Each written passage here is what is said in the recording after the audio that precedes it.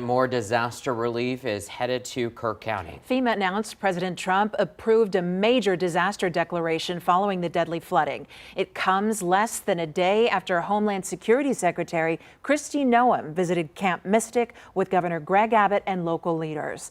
The declaration unlocks federal funding for temporary housing, home repairs, low-cost loans for uninsured property, and aid to state and local governments. The governor had this to say about the approval. I've been doing this a long time, and I've never seen anybody as responsive and as quickly in her response as what she was yesterday. She didn't wait to get back to us. She was able to, in a matter of minutes, get answers to very important demands.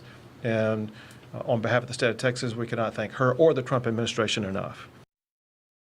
So here's how to get started. The contact information for FEMA is right there on your screen.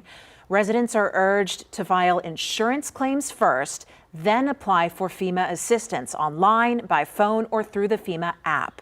You can also find this information on KENS5.com.